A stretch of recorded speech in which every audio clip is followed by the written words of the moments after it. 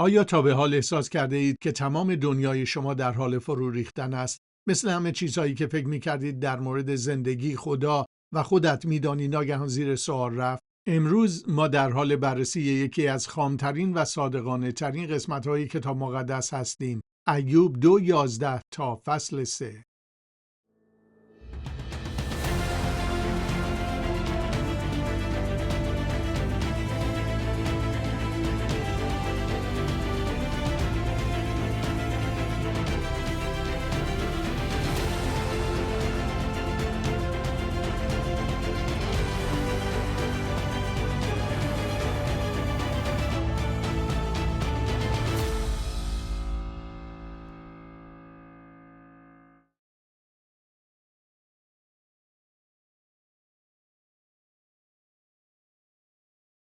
ما قبلا دیده ایم که ایوب همه چیزش را از دست داده است، دارایی، فرزندانش و حتی سلامتیش. اما همانطور که داستان را دنبال می کنیم شاهد چیزی زیبا و دلخراش هستیم. می خواهیم ببینیم که دوستان ایوب به رنج او چه واکنشی نشان می دهند و فریاد غم‌انگیز ایوب را می شنویم.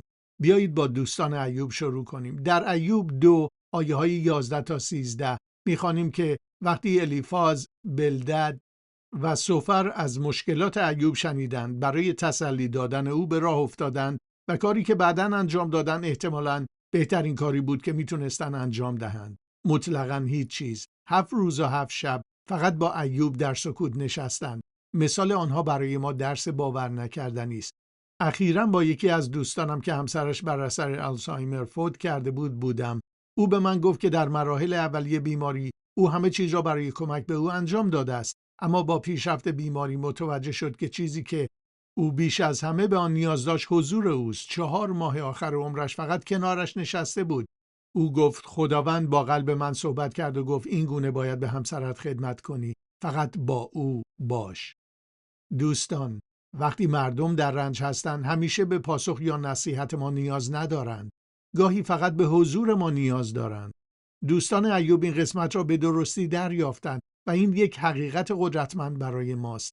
اما سپس به فصل 3 می رسیم و عجب، ایوب بیتاب می شود. پس از 7 روز سکوت ایوب بالاخره صحبت می کند و آنچه بیرون می آید سیل از احساسات خام است. روزی که به دنیا آمد را لعنت کرد و او آرزو می کند که ای کاش در بدو تولد می مرد.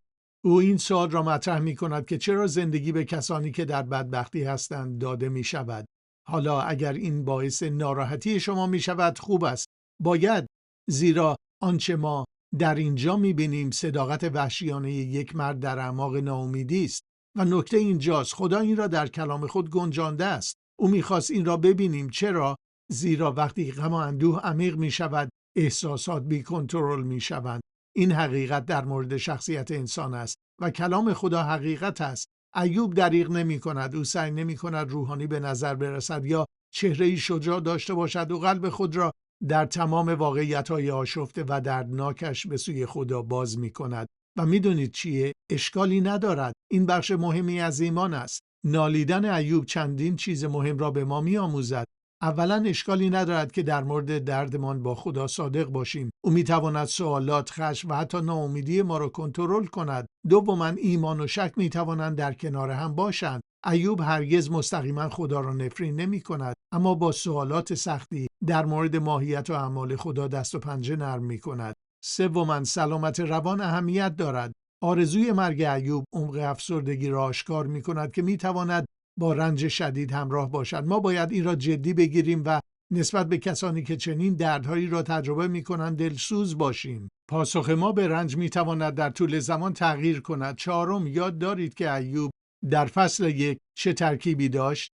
حالا ما جنبه دیگری از او را می بینیم. این طبیعی است. ایمان یک سفر است، نه یک حالت بی حرکت. و رساندن درد ما به خدا بخش معتبر و مهم ایمان است. این نوع اظهار تأسف کردن در کتاب مقدس به ویژه در مزامیر رایج است. دوستان، آنچه در اینجا می‌بینیم آغاز یک سفر طولانی و دشوار برای ایوب است. سفری است که همه چیزهایی که او فکر می‌کرد در مورد خدا و زندگی می‌دانست به چالش می‌کشد. اما این سفری است که در نهایت به ایمانی عمیق‌تر و غنی‌تر می‌انجامد.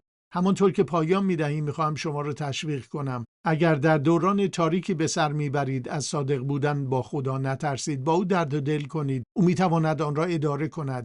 و اگر کسی را می‌شناسید که رنج می‌کشد، قدرت حضور را به خاطر بسپارید. گاهی اوقات بزرگترین هدیه‌ای که می‌توانیم بدهیم این است که فقط آنجا باشیم و در سکوت سهیم باشیم.